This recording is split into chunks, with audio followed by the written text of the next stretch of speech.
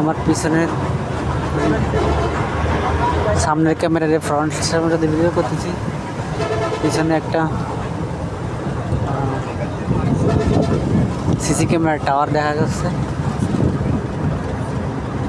ওই টাওয়ার থেকে অনেক দূর পর্যন্ত সিসি ক্যামেরার স্পিড মনিটর করা হয়।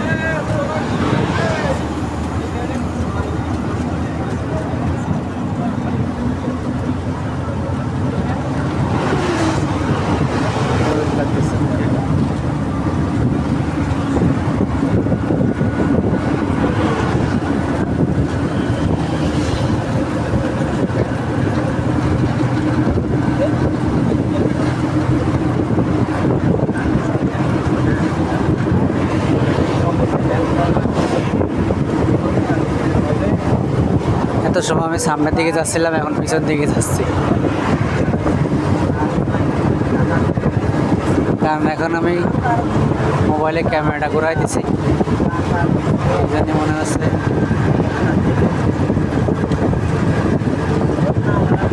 উল্টা দিকে দেখা যাচ্ছে,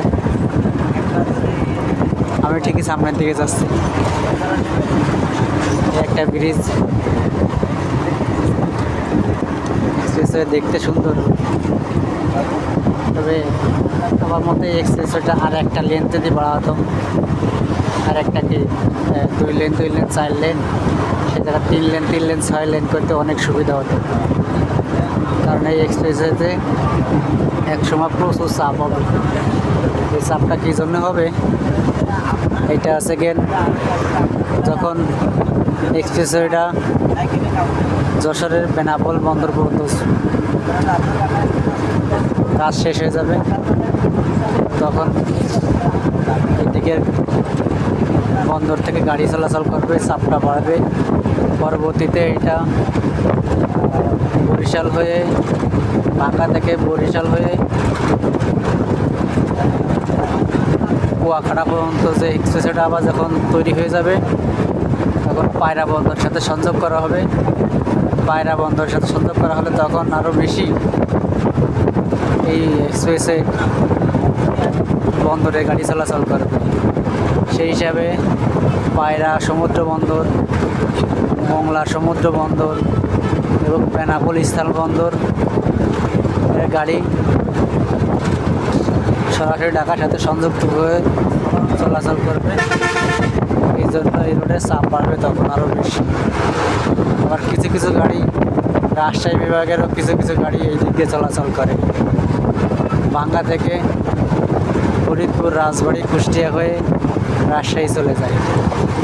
রাজশাহী গাড়ি মানিকগঞ্জে ওই দিক দিয়ে গেলে ফেরি পারাবার অনেক সময় লাগে, অথবা যমুনা সেতু হয়ে গেলেও বর্তমানে ঈদের সময় যমুনা সেতু অনেক জ্যাম পড়ে।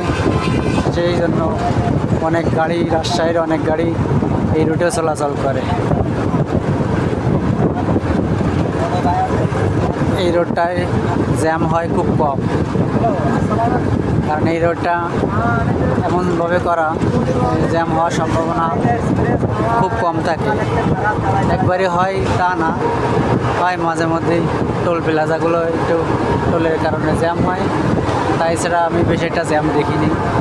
প্রথম যখন উদ্বোধন হয়েছিল তখন জ্যামের পরিমাণ একটু বেশি ছিল, ইদানিং এখন আর জ্যাম দেখা যায় না। পোস্তকলা ব্রিজ পার হওয়ার পরে এই গাড়ি আর কোনো জ্যামে পড়িনি, এমনকি টোলেও দেখা যায়নি জ্যাম।